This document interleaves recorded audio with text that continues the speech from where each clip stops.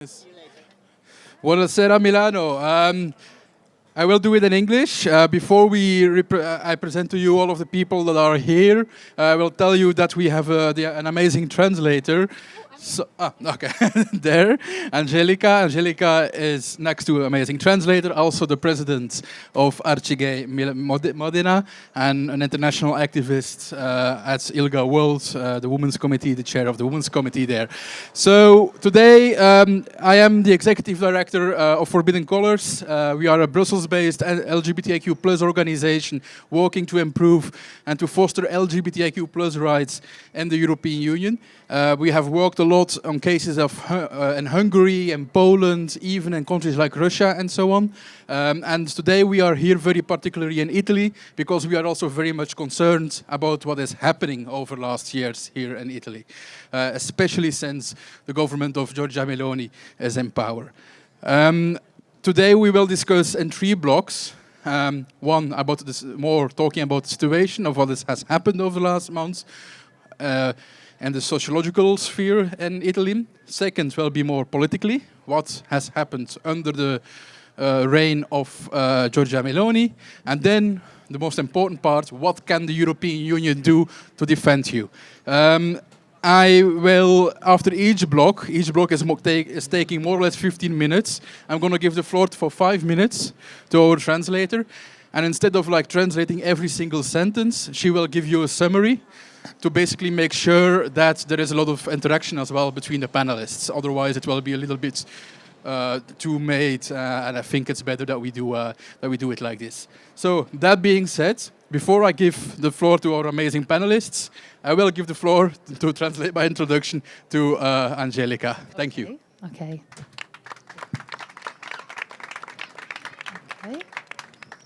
Ok, sarò molto sintetica, quindi l'evento di questa sera è stato coorganizzato da Arcigay e da Forbidden Colors. Forbidden Colors è un'organizzazione basata a Bruxelles, un'organizzazione europea che si occupa primariamente di advocacy politica in quelli che sono i contesti internazionali, specificamente UE.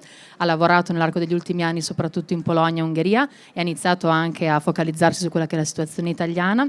Quindi questa sera le persone moderatrici sono Rémy Bonny, che è Executive Director, quindi direttore esecutivo dell'organizzazione, e Séverine De Bruyn, che è LGBTQ advocate, quindi attivista che si occupa specificamente di questioni LGBTQ, quindi relative a persone lesbiche, bisessuali, queer, transgender. Quindi la serata di questa sera, come diceva giustamente Rémy prima, sarà strutturata in 3 blocchi. Quindi parleremo in primo luogo di quella che è la situazione generale delle persone LGBTQIA+ in Italia. Il primo blocco sarà estremamente generale, socioculturale. Il secondo sarà invece più politico, quindi proprio su quella che è la situazione politica nel nostro paese, e il terzo blocco sarà quello più, diciamo EU oriented, quindi su quella che è la risposta dell'Unione Europea e quindi dell'istituzione a quella che è la situazione all'interno del nostro paese dal punto di vista sociopolitico e culturale. Io sarò molto rapida come sono stata ora in questa presentazione, quindi sarò una traduttrice sommaria, quindi in realtà farò un breve riassunto per ogni singolo blocco in modo tale che il panel possa essere il più rapido e celere possibile. Thank you. We should start. Yes. So the first block will be moderated by my colleague Séverine. I think so. So, good evening, Milano. My name is Séverine De Bruyn. Before we zoom into the political situation, we're going to talk about another important domain, namely education. I am joined here this evening by an expert in education, namely Marta Rohani. Marta, can you explain to us, in general, what is the situation for LGBTIQ+ teenagers here in Italy? And can you also tell us a little bit about sex education in the schools? I can use that one? Okay. So, working in school as a psychologist and also being an activist in school and doing sexual education at school as an activist, I could see how much LGBT teenagers were changed now as a few years ago. So, when the process of the construction of the sexual identity is changed as many years ago. Many years ago, I had the experience to understand that I like another girl. So I was asking to me what was happening to me, and when I went out to the society, I was looking for answers, but I didn't find answers. today is different. Today, young people, by social media and TV show, they see what is an LGBT identity before to understand who they are. So then, when they had an exploration and they can ask to themselves, who am I? Maybe I like maybe I have this body because I am a trans person. Maybe I like another person of my same gender. So they know what is the name of this identity. So the challenge now is helping them to work with the self-determination of the bodies. And this job is an important job doing at schools. So for the sex education and affectivity education in schools, we have a big issues in Italy. We don't have sexual education at schools in all schools program. We have a few sexual education programs, and the few that they are present now are just a few meetings, like 1 meetings or 2 meetings, conducted by usually an obstetrician, sometimes with a psychologist. But the focus of the sexual education is about infection, sexual infection transmitted, and also about condoms. And usually the focus is sex between a man and a woman and sex for reproduction. So when a teenager is in a school and heard about this is how you can have sex, this is a really a way that put in you a sense of guilty if you have sex with just to have fun, if you have sex with a person who is not is the same gender. Sorry for my English, I'm really anxious, but I'm doing what I can do. Doing very well. So, and the matrix of the way they do sexual education is sexophobic. Is really sexophobic.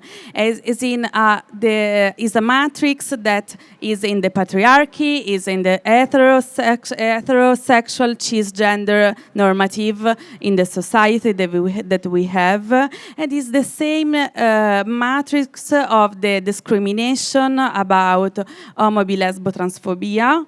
And also about is the same discrimination that people who do sex working they receive.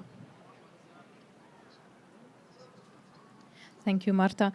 Marta, you were just talking about the sex education in the schools. Now, what about the access for LGBT organizations to the schools? Is it easy or is it difficult, or you sometimes even prohibited to enter the schools? As Arcigay, we have around 34 schools group in all Italy. So what we do is enter in schools as an activist, but also as a professionist, because we do training before to come there. So what we do is sexual education, but also education of differences, which is differences is to change the paradigm about what is the difference. So in a good way.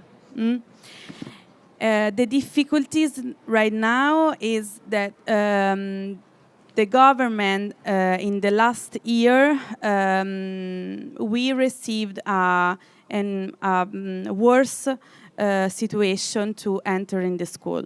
So it's more hard to enter in the school. We have many schools who are afraid just when they heard Arcigay Association name to enter in the school. So now it's more hard, but we still are here, and we still try to make big project and not just a few spot of meeting entering in the school. In fact, our students are calling us, so the needs is from the students who are calling us and asking us to go there and make project, but sometimes it's the school to say no, they cannot enter. Now, is this situation the same in the whole country, or is it just is it different for certain regions? It's not the same everywhere.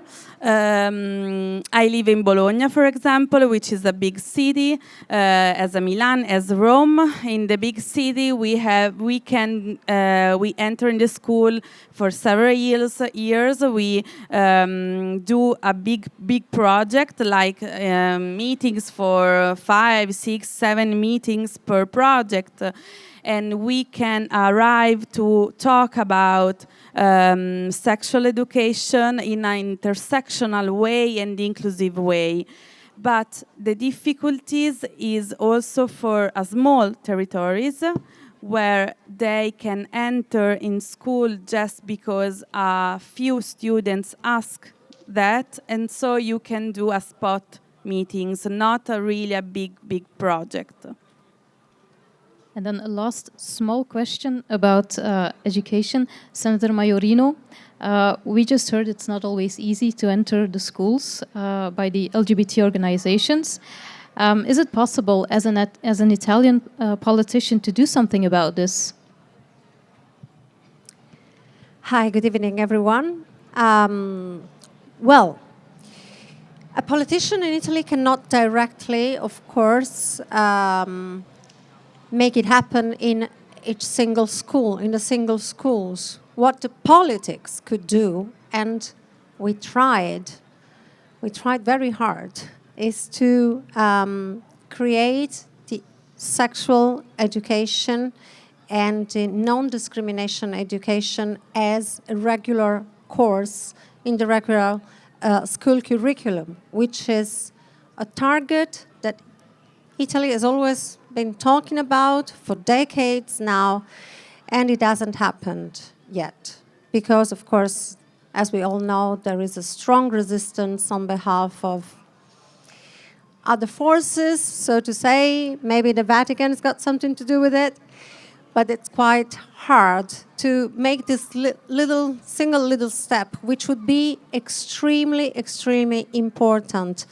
In the very famous anti-discrimination law that was defeated, that was cancelled basically 2 years ago at the Senate, where I was, with a secret ball, one of the articles, which came from my law actually, was exactly to provide the school with the opportunity. It wasn't compulsory. It was just an opportunity the schools had to start this kind of courses, this kind of education, especially maybe related to the 17th of May as a date of the day against homo, lesbian, transphobia.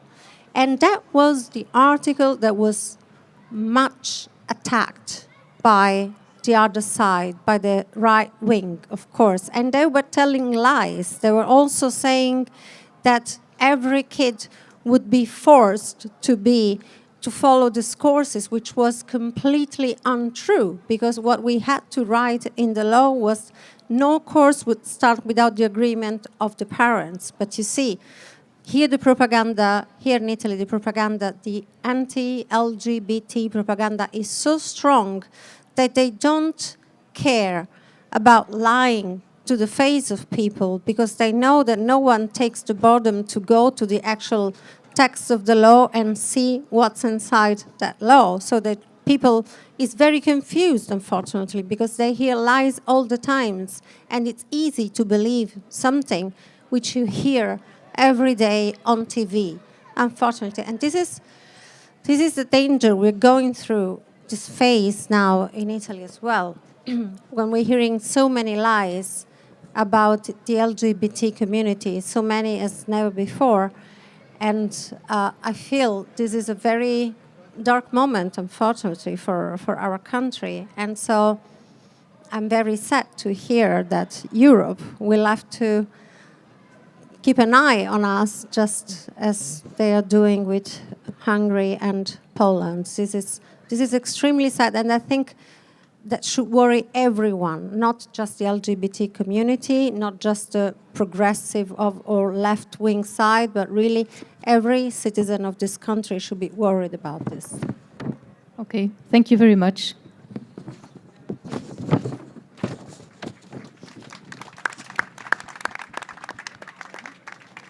Grazie a Marta Rohani e Alessandra Majorino. Quindi diciamo che sono stati toccati 4 macro temi. Allora, in primo luogo si è parlato di quanto sia cambiata la cosiddetta anche coscienza, consapevolezza personale delle persone LGBTQIA+ nell'arco degli ultimi anni, perché Marta ha raccontato come nell'arco degli ultimissimi anni le domande sono diventate sempre più complesse, quindi ovviamente domande riguardanti l'identità affettivo-sessuale delle persone, delle adolescenti, puberi, ma più che altro come attualmente, quindi correntemente, le persone LGBTQIA+ abbiano molti più strumenti di base per definirsi e come quindi sia necessario in realtà andare più in profondità. Quindi se qualche anno fa era semplicemente la domanda tipo quella inerente all'orientamento sessuale, ora le domande sono sempre più strutturate e multilivello. Quindi quello che sicuramente è necessario che le organizzazioni LGBTQIA+ facciano è quello proprio di indirizzare le persone LGBTQIA+ adolescenti in fase anche di scoperta di se stessi verso l'acquisizione di strumenti sempre più specifici per quella che è una accettazione di sé il più complessa e il più multilivello possibile.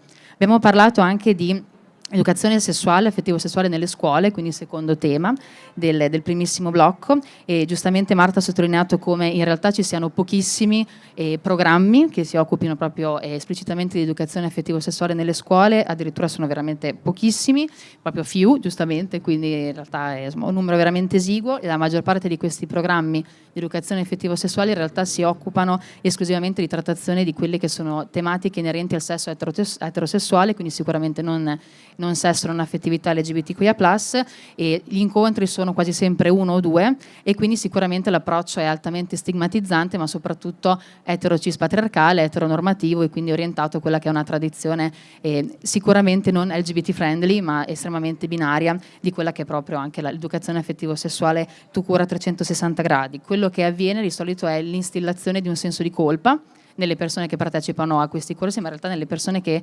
desiderano anche approfondire queste tematiche in contesto scolastico. E quindi diciamo che la situazione è estremamente complessa e quindi sicuramente anche l'accesso all'interno dei contesti scolastici per la trattazione di queste tematiche per le organizzazioni LGBTQIA+ è sicuramente un accesso ristretto. Quindi giustamente citava Marta che nonostante all'interno delle realtà territoriali di Arcigay, che sono attualmente 74 comitati territoriali di Arcigay, che è la Federazione Nazionale LGBTQIA+, nonostante esistano 44 gruppi scuola, in realtà l'accesso all'interno di quelli che sono i contesti scolastici educativi è estremamente differenziato sulla base di quella che è la zona ovviamente dell'Italia che è interessata dal fenomeno stesso, e diceva soprattutto che quindi in realtà anche nel momento in cui è possibile entrare, quindi come anche gruppi scuola Arcigay all'interno delle scuole, in realtà gli incontri sono sempre molto ristretti numericamente, quindi sono pochissime le città. Giustamente Marta ha citato anche quella che è la sua città in cui è attivista e non solo professionista, che è la città di Bologna, che insomma è una best practice, che è una realtà in cui è possibile fare educazione affettivo-sessuale nelle scuole, quindi anche in quello che è il contesto Arcigay con dei progetti strutturati, ma di certo non è una situazione assimilabile a quelli che possono essere invece i contesti sicuramente di città minori dal punto di vista delle dimensioni, anche meno internazionali e quindi anche con degli strumenti sicuramente differenti. Importantissimo sottolineare però come Arcigay si impegni nella trattazione della tematica in termini sicuramente intersezionali, quindi parlando non esclusivamente di educazione sessuale, ma soprattutto di educazione alle differenze, e questa è sicuramente la cifra della nostra organizzazione, perché anche io sono un'attivista di Arcigay, sono una trainer, e quindi giustamente, come diceva anche Marta, le persone di Arcigay prima di formare vengono formate, quindi c'è una metaformazione che permette alle persone di Arcigay abilitate quindi in realtà di erogare una formazione multilivello e non solo esclusivamente, come dicevamo prima, eteropatriarcale e binaria. Per chiudere, e insomma, intervento in chiusura della senatrice Majorino.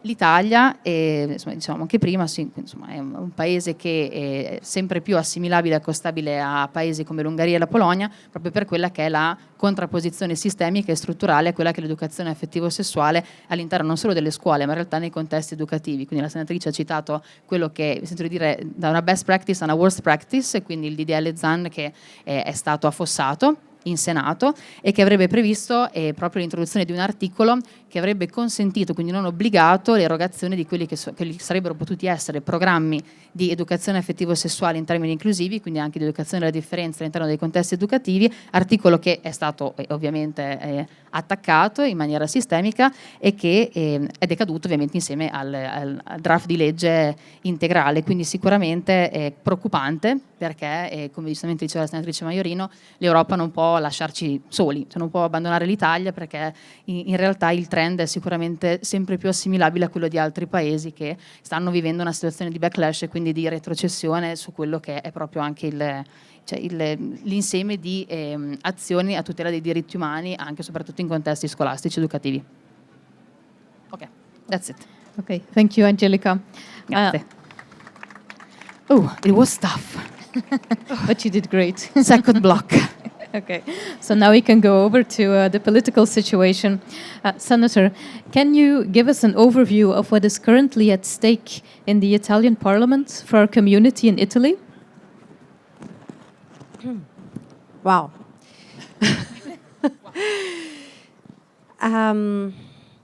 I do not hesitate in stating that what is happening right now in Italy, it's a state persecution of a so-called minority.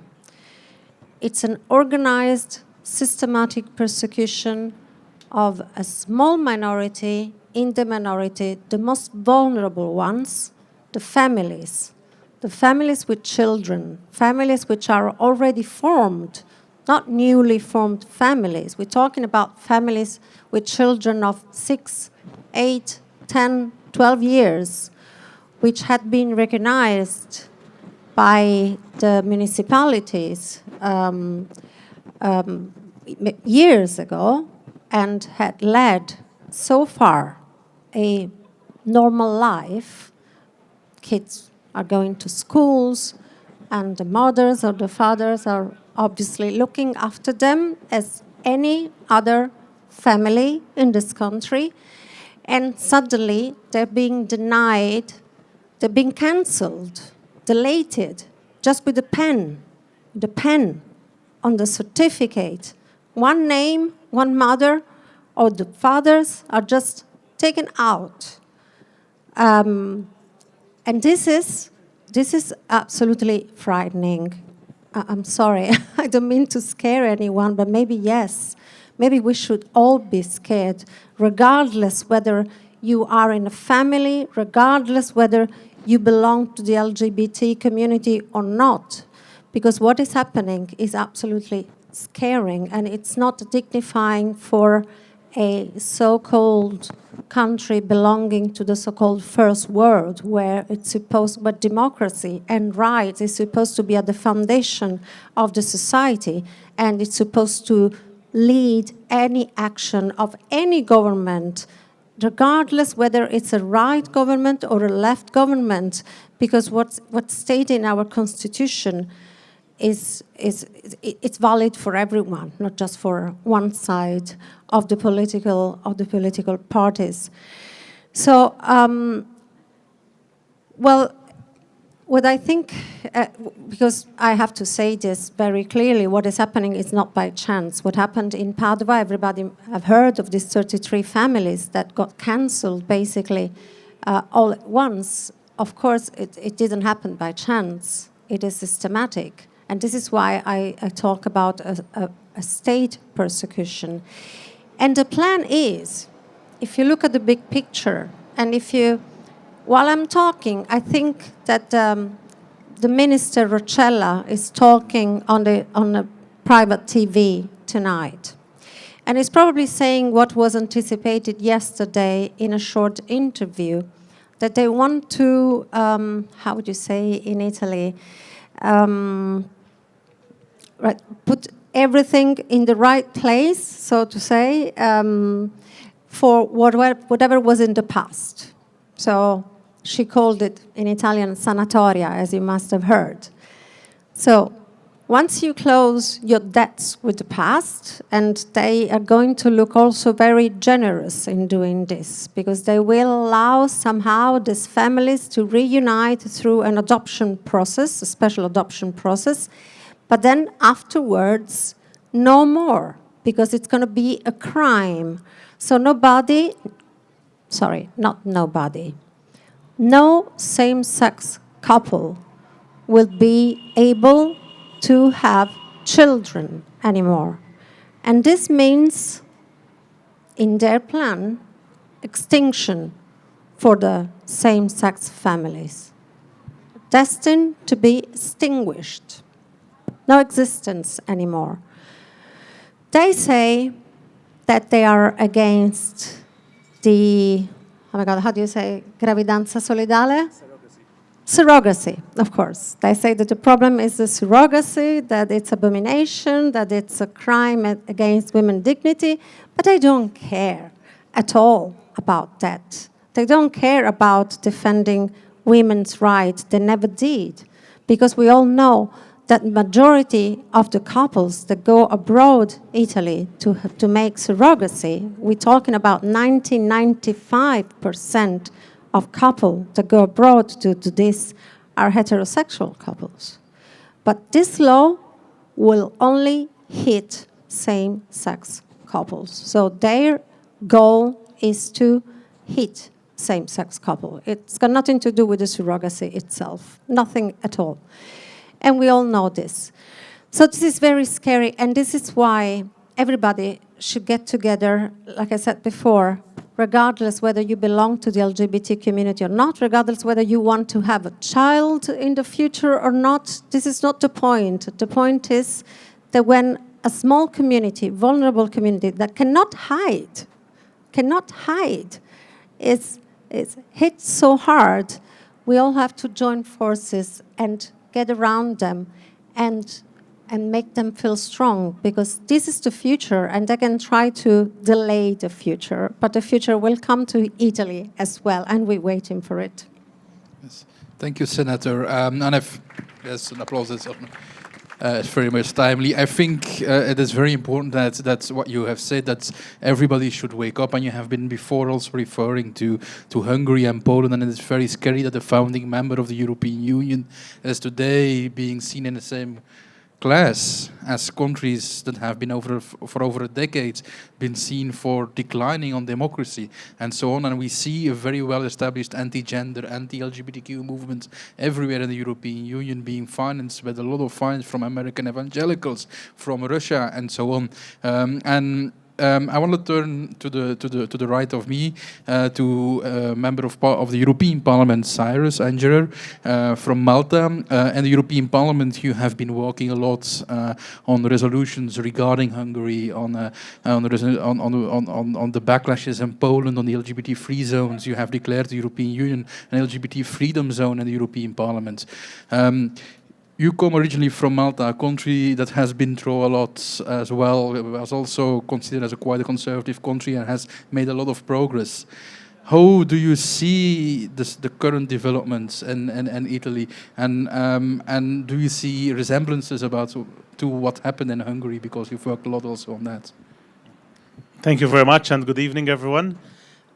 First of all, I'd like to say to the Senator, but to all Italians, that undoubtedly the European Parliament will not leave Italy alone when it comes to this fight for equality, because the values of the European Union and the values of our European Parliament, especially in this mandate, which is a very strong one, are the values of equality, the values of helping each other, the values of solidarity, the values of not allowing any minority to be trampled upon by someone who's in power. And I think what is happening in Italy right now is a big eye-opener for the rest of Europe, because many would not have thought that in such a short period of time, from when a far-right government is elected, so many things can start going backwards. And this is what we're seeing in Italy at the moment. And it is what we saw in Hungary and Poland some time ago. Before we started this discussion, speaking to Rémy, we discussed the fact that the normalizing of politicians like Georgia Meloni here in Italy, but Viktor Orban in Hungary, and others across Europe, by the European Commission itself, who treats these politicians as if they are normal politicians doing normal things, is very problematic and is very challenging to the future of the European Union. We have worked very hard in this mandate to make sure that as a European Parliament, we pronounce ourselves very strongly in favor of equality for the LGBTIQ community, but not only the LGBTIQ community, because when you see politicians like Meloni here, they do not simply attack the LGBTIQ community. They always go for women, they go for migrants, refugees, and they go for the LGBTIQ community. We have seen it in Hungary, we have seen it in Poland, we're now seeing it in Italy, and it is the discourse that all politicians coming from this ideology are pushing across all of the European Union. And I think that we really need to be very strong and united together. And I see that what we have done in the European Parliament with regards to Hungary and Poland is probably the next step that we need to do on Italy as well, because what has already happened in these very few months is very concerning. And it is not only concerning for those who love equality, for those who believe in equality. And it is not only concerning for the LGBTIQ community, because the cancellation of families that we are seeing at the moment in Italy affects mainly children, who have done nothing at all themselves and are being targeted by a government that simply wants to cancel their parents. And I think that this is something which should open the eyes of all those who might not be LGBTIQ themselves or might not be flying the rainbow flag in prides, but seeing vulnerable children literally having their parents taken away from them on documents is something which is very problematic and something which we cannot accept.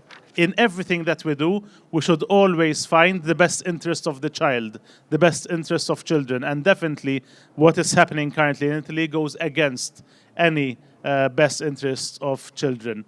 I think we're at a very important crossroads at the moment. We're 1 year away from European elections, exactly 1 year away.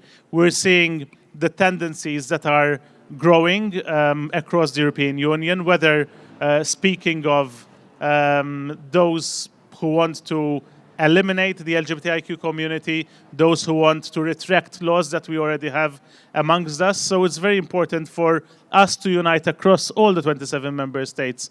Rémy mentioned Malta. I come from a very conservative country, or what used to be a very conservative country.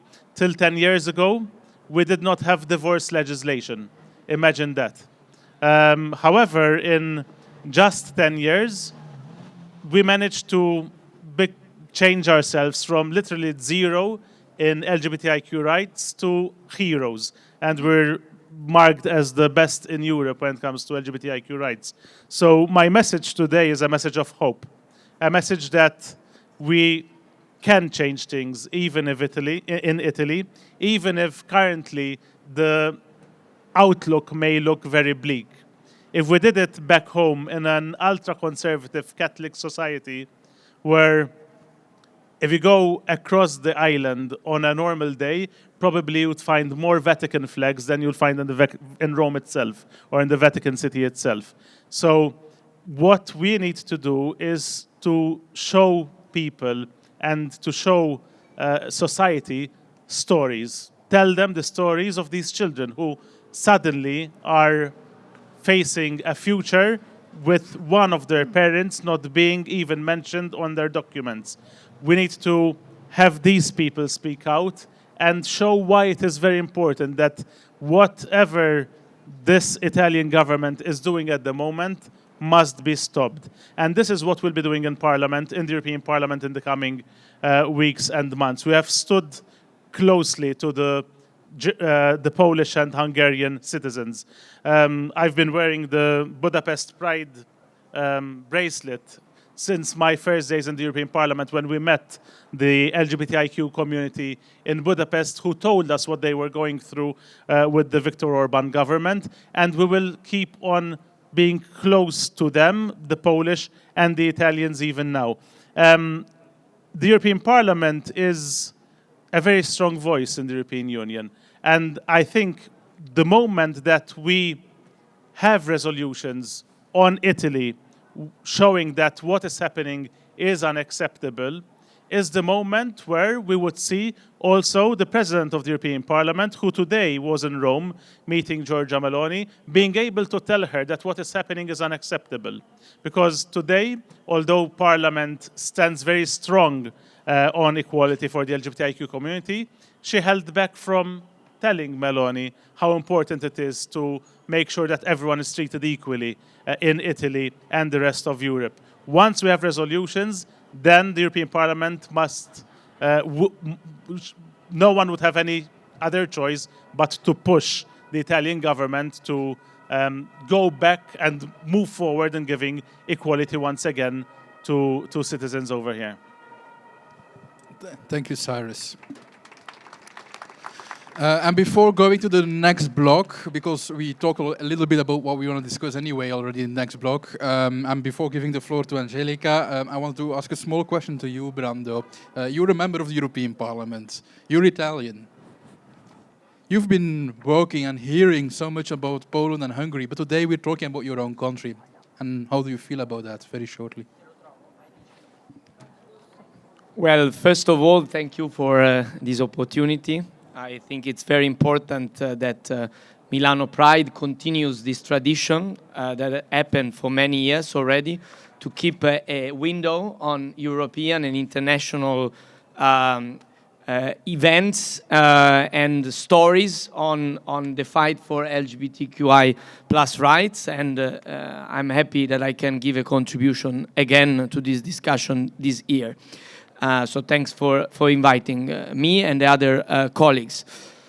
I want to add one thing on what Cyrus was saying and answering your question. Luckily, Italian society is not also looking at how they behave electorally, the society of Hungary and Poland, because the forces that are imposing this direction to the country and scapegoating on minorities, on children, on migrants, on rainbow families, including children, and on people with from various minorities, they are not majority in the country. This is a big difference with Hungary and Poland, and I need to underline that, because this is why we are not there, luckily, and we should not go there. We should not let them make Italy become Hungary or Poland. The Hungary and Poland of today, on which we have been fighting with Cyrus for supporting the LGBTI community, all the vulnerable groups that are scapegoated. I've been also at Budapest Pride with Alessandro Zanna and with other parliamentarians to bring our solidarity. But luckily in Italy, there is a majority of people that have expressed a different view. That's in the polls and that's in the votes. This government that is attacking these people, they are representing a great minority, but a minority of the Italian voters. They should not go in a direction that constrains the rights of everyone, because they do not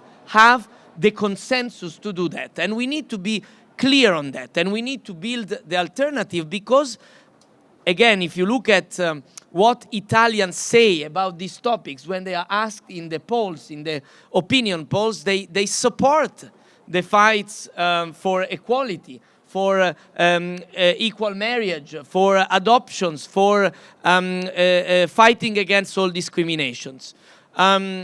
Yes, it could be better, but we are not we are still not Poland and Hungary, and we should not go there. We should react to that. I think we can do it because people understood that we are going in the wrong direction. I'm really convinced of that, and that's what we should communicate, that we can build an alternative. When a few weeks ago, I need to mention that because we are in Milan, the mayor of Milan came to the parliament. We came together to the plenary and we asked, together with our political group and other groups, a debate on the rainbow children. The parliament was quite united. To be honest, for me it was almost a prize to be attacked by naming me by Mussolini, Alessandra, not the other one, but seeing a Mussolini person attacking me by name because I said that they were bringing Italy in the wrong direction, in a direction of repression that is not what the Italians want. I was attacked, many colleagues were attacked because we had a heated debate, but the parliament was quite united. There was a large support to say that we should stop this degradation of the rights in Italy, that we should instead continue in the direction that is of the European Union, to build equality, to build understanding, and lastly, education, because this was discussed especially in the first part of this debate. And also Senator Majorino remembered the work on that was tried in the last mandate of this parliament in Italy. We need education because there is too much still the lack of the presence of the education on diversity, on also on sexuality in our schools. I think this is crucial. This is what really can also build a different direction for this country. So we should all work in this, using also the instruments that the European Union is giving us to go in this direction and to contrast a government that is trying to build a different culture, a culture of hatred, a culture of separation. But I'm sure that Italy can react, and we should work in this direction together with the solidarity and the help of all the Europeans. Thank you. Thank you. Okay, Angelica, it's going to be a task to do this in 5 minutes, but I'm sure you can do it. Ok. Ho solo preso 3 pagine di appunti, quindi benissimo. Allora, iniziamo dalla situazione politica italiana e parliamo di quella che giustamente la senatrice Majorino ha definito una cosiddetta persecuzione di Stato, una persecuzione sistemica a danno delle cosiddette minoranze all'interno delle minoranze. Emblematico ovviamente il caso delle famiglie arcobaleno, Rainbow Families, che al momento sono proprio sotto attacco a più livelli. Quindi il caso è ovviamente estremamente recente, che è, insomma, è un caso di cui si è parlato anche e soprattutto a livello mediatico, non solo all'interno del movimento LGBTQIA+, è sicuramente il caso di Padova, perché 33 sono stati gli atti di riconoscimento di figli, quindi di prole di coppie same gender. Tra l'altro Padova, che è insomma, una città insomma, del nord Italia, che ha anche una tradizione politica, mi sento di aggiungere, estremamente insomma, pro diritti umani e diritti LGBT, tra le altre cose. Quindi giustamente la senatrice Majorino ha sottolineato come ci sia proprio una vera e propria contrapposizione a quelle che sono le rivendicazioni, che in realtà non sono rivendicazioni esclusivamente delle famiglie LGBTQIA+ omogenitoriali, ma che sono e dovrebbero essere rivendicazioni di tutte le famiglie, quindi in realtà cioè rivendicazioni che si incardinano sul sistema e sugli standard dei diritti umani.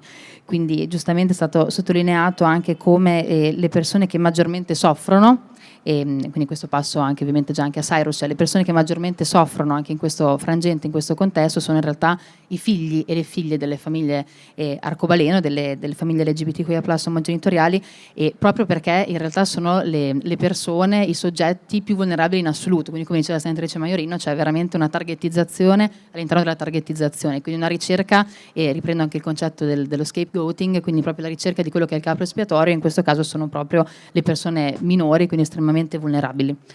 Quindi si parlava anche di come in realtà, nonostante la situazione sia estremamente preoccupante, e giustamente la senatrice Majorino ha anche citato la ministra Roccella e quella che potrebbe essere una cosiddetta sanatoria, quindi in realtà un una legge che andrebbe a regolamentare le situazioni che sono già in essere, ma quindi a proprio abolire il riconoscimento di potenziali nuove formazioni familiari, quindi con una vera e propria contrapposizione a quella che in realtà è una sfera essenzialmente privata e personale, che è quella proprio familiare, di famiglie che quindi possono essere, come dicevo prima, essenzialmente, come potremmo dire, alternative, ma assolutamente valide come le famiglie eterosessuali tradizionali. Ovviamente, insomma, governo che è estremamente contrario a quelli che sono i diritti delle donne in toto, è stata citata la GPA, quindi la surrogacy, quindi la gestazione per altre persone, ma in realtà, come si diceva prima, non è tanto un attacco alla gestazione per altri, perché poi giustamente il 95% delle persone che accedono a questo tipo di servizio sono persone eterosessuali, ma come dicevamo prima c'è proprio un attacco sistemico nei confronti di quelle che sono le minoranze. Quindi riprendo anche Cyrus Engerer, che giustamente parlava del fatto che c'è un trend europeo estremamente preoccupante di contrapposizione multilivello nei confronti di tutte le minoranze, quindi non solo LGBTQIA+, ma persone migranti, persone rifugiate, donne. E quindi sicuramente la situazione è preoccupante, però giustamente Cyrus parlava anche del best practice, quindi del Parlamento europeo, quindi il fatto che il Parlamento europeo abbia anche adottato una risoluzione sulla freedom zone, quindi sulla zona proprio di assolutamente totale non accettazione ma valorizzazione delle istanze LGBTQ+ a livello europeo, e con anche risoluzioni sul caso dell'Ungheria e anche quindi su quelle che sono le cosiddette free LGBT zone della Polonia. Quindi in realtà il Parlamento europeo è estremamente schierato, e giustamente Cyrus sottolineava come questo mandato sia stato, rispetto a tutti quelli gli ultimi mandati, quindi in realtà i più recenti, quello più connotato in termini di azioni equality related, cioè quindi proprio azioni che abbiano come riferimento l'uguaglianza, e quindi ha fatto insomma anche una menzione specifica a quello che è il caso anche del Budapest Pride, quindi giustamente non solo Cyrus ma anche Brando Benifei, anche Alessandro Zan, quindi esponenti della politica non solo europea ma anche nazionali hanno partecipato congiuntamente al Budapest Pride, e quindi proprio anche in sostegno delle comunità LGBTQIA+ in quelli che sono i paesi che stanno vivendo e affrontando una retrocessione proprio dal punto di vista di quelli che sono le tutele nei confronti delle persone LGBTQIA+. Sintetizzerei il caso di Malta perché è emblematico. Quindi Malta in 10 anni è passata dall'essere un paese che non aveva alcun tipo di legislazione LGBTQIA+, a essere in realtà il primissimo paese, secondo, lo posso aggiungere io, secondo anche il ranking di Ilga Europe, che Ilga Europe è il ramo regionale dell'organizzazione mondiale Ilga World, che è l'organizzazione internazionale lesbica, bisessuale, transgender, queer, che ha attestato come Malta sia il primissimo paese per standard di diritti umani ma anche di qualità della vita delle persone LGBTQIA+. Quindi diceva Cyrus che se attraversa il paese si incontra un numero altissimo di bandiere, addirittura bandiere quindi pro Vaticano, addirittura con un numero maggiore rispetto a quelle che si incontrerebbero in Italia, ma in realtà nonostante sia un paese estremamente conservatore ancora, e mi sento di dire anche anti-abortista e anti-diritti delle donne, però almeno dal punto di vista delle rivendicazioni LGBTQIA+, è sicuramente una realtà da prendere in considerazione. Direi che abbia fatto un sum up. Comunque Benifei ha sottolineato l'importanza del lavoro ovviamente centrato sull'educazione, e ha citato anche un caso recente, direi una best practice e worst practice allo stesso tempo. Quindi in Parlamento in realtà il sindaco di Milano ha chiesto un dibattito proprio su quello che è stato il caso dell'impugnazione degli atti di riconoscimento delle famiglie omogenitoriali, famiglie arcobaleno, e quindi il Parlamento in realtà è stato estremamente unito. Quindi mi sentirei di fare forse un parallelismo tra la situazione europea e forse anche la situazione italiana, nel senso che nonostante i trend in alcuni paesi, in realtà dal punto di vista dei poll, dei sondaggi, e quindi giustamente parlava anche Benifei proprio anche dei sondaggi italiani, e parlava anche Engerer, Cyrus, di quello che è il trend proprio dell'Unione Europea per quanto riguarda l'equality, in realtà c'è più compattezza, cioè per l'eguaglianza e per i diritti, nonostante quelli che possono essere stati anche per l'Italia, cioè dei singoli risultati elettorali. Quindi c'è assolutamente speranza per il futuro, e come dicevano sia Benifei che Engerer, bisogna stare essenzialmente uniti e l'Unione Europea non si dimenticherà dell'Italia. Congrats. I think you did it in 5 minutes. So. Yeah. Trying to do my very best to be as concise as possible. But The good thing now is with the previous block, we already talked a little bit about what we were going to discuss in the third block. My main question in this block is basically for you, Brando and Cyrus, and I think you can split it between the two of you. what can the EU do? And maybe you can split it. What do you expect from the EU as an Italian, and what can you, as what you learned over the last years also, and you as well maybe, Senator, you can also say what you expect from the EU to help you, and that you can say then what you can do in the European Parliament, a little bit like this. Okay? Who wants to go first?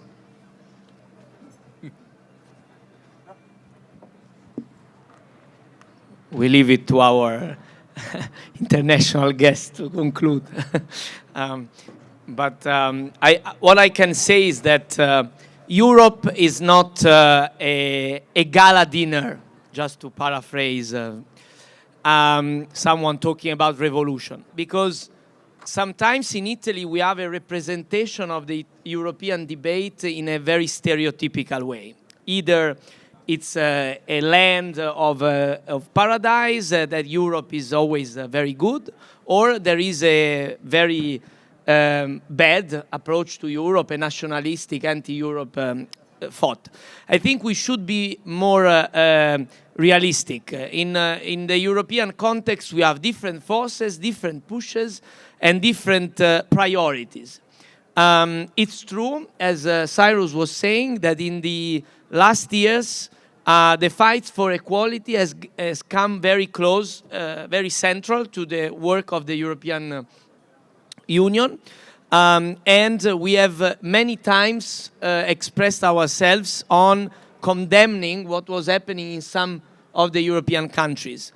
And we have used also the instruments of blocking parts of the budgetary elements of the Union, blocking, for example, parts of the recovery plan in Hungary for some time before there was an agreement on stopping at least parts of the justice reform. So the European Union and the Parliament has used also its powers to push for change. But we need to open, I would say, a real battle using all the instruments. So one thing that we need to do, I think, looking at the Italian situation, is to go to the European Commission and say clearly, do you think, and we have already presented some questions to the European Commission, we will go further, we will insist on one point where we need clear answers, because the Commission is the guardian of the treaties. This is its functions, okay? And the treaties say that we have freedom of movement in the European Union. And so this is a crucial point. If a child is recognized as a child in one country, if a family is recognized as a family in one country of the Union, how can this not be transposed elsewhere? We have some legislative work ongoing on these topics, but we also already have, in my view, the treaties that should be respected in respecting the freedom of the space of the Union, also for the families. So we have some legal battles that we should pursue. We have some political challenges to pose to the European Commission, which should not be shy, because we have, 1 year to the European elections. We know how the European Commission works. 1 year before the elections, they say we should not be too politicized. We should not meddle in the internal things. We risk seeing this. But we should be very clear that this is not meddling with the Italian politics. It's respecting the rights of the families in Europe and their possibility to be recognized, if they are recognized in one country, to be recognized elsewhere and not limit their mobility. This is a fundamental freedom on the Union. I say this because with some Italian lawyers, the Lamford network that is quite well known here, we are discussing about this. We see that in these days, Italy has seen some results, but also some drawbacks, some step backs in the results of the debates in front of the Court of Justice of the European Union. We need to insist. We need to use all the ways. The political push from the Parliament, its power on the budget. We should not give money to Hungarian government oppressing LGBTQI people. To summarize, this should be our direction. And we should also use the political pressure on the European Commission to do its job as guardian of the treaties, to stop these discriminations. And finally, we should also go where possible and in a clever way to the courts to defend the freedom of movement of families and people in our union. I think we should do all these things because we cannot just accept that, because this is already a fact, that the European Parliament condemns what's happening.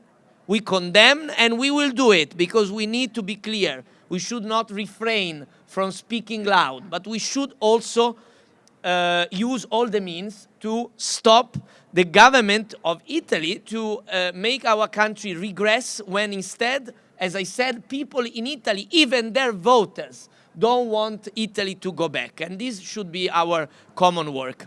Thank you.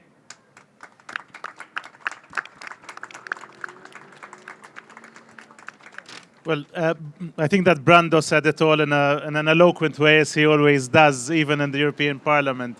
But what is certain is that in the European Parliament, we have the LGBTIQ intergroup, which I am representing here today, which is the biggest intergroup in the European Parliament that works tirelessly every day to make sure that in all legislation that we decide at European level, the perspective, the rights, and the points of view of the LGBTIQ community are inserted in all laws and in all regulations and directives, resolutions and opinions that we give as a European Parliament. And I think that the role of the intergroup vis-a-vis what's happening in Italy right now will continue to grow, and you will have all the time the support of the intergroup, not only directly here in Italy, but also in doing all the things that Brando has just mentioned vis-a-vis the European Commission.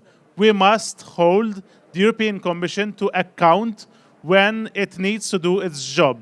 We have seen many a times, as I have said, the normalizing over a period of time of certain realities in different member states. That is not acceptable. The European Commission cannot do that and should stop from doing that and should promote the values of the European Union all the time and in every circumstance, including, as Brando said, the value and the right of freedom of movement across the European Union for all European Union citizens and those living in the European Union. So a family, a rainbow family living in Malta, where you have two people of the same sex having children, should be able to move to Milano, should be able to move to Budapest, should be able to move to Warsaw or Stockholm and have the family unit recognized in all member states of the European Union, because that comes natural via our right to freedom of movement. And that is something that we really need to push forward and make sure that the European Commission works on this. The good news is that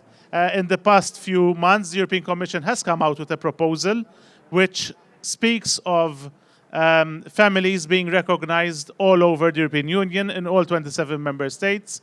It was proposed by Commissioner Helena Dalli, and it's currently being discussed in the European Parliament. Our colleague from Portugal, Maria Manuel, is the rapporteur of this important piece of legislation, which we really need to make sure it goes through. It's not easy. It will be very difficult.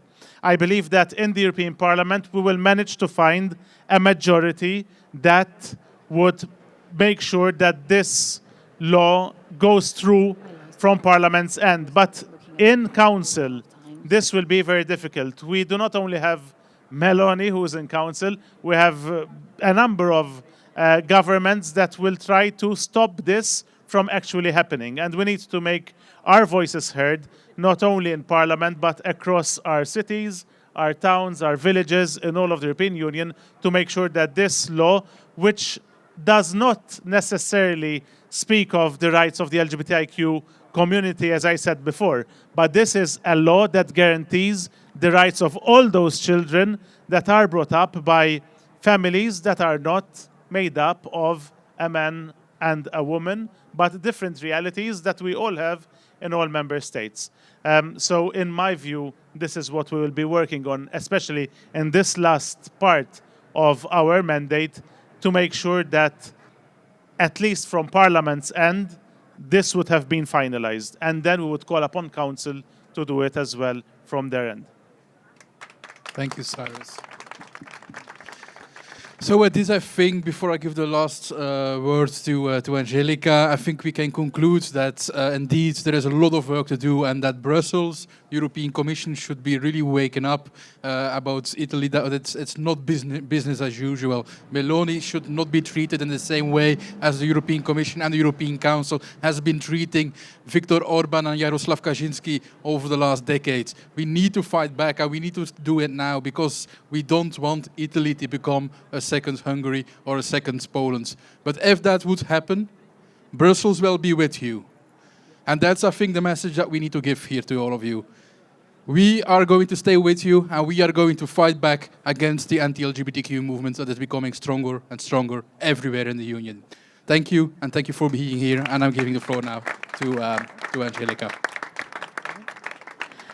Andrò per punti chiave perché è stato complesso e strutturato e io ho cercato di fare del mio meglio, ma insomma sono stata a velocità 4x, ma avrei potuto fare ancora più veloce. Comunque, direi punti estremamente simbolici, quindi importanza della advocacy politica, della riduzione dei budget, ma soprattutto anche di quella che è l'azione giudiziaria e giurisprudenziale, affinché la Commissione europea sia il più possibile davvero attiva per quanto concerne la promozione dell'uguaglianza sulla base di quelli che sono proprio i trattati che la Commissione europea stessa deve tutelare in quanto guardiana dei trattati.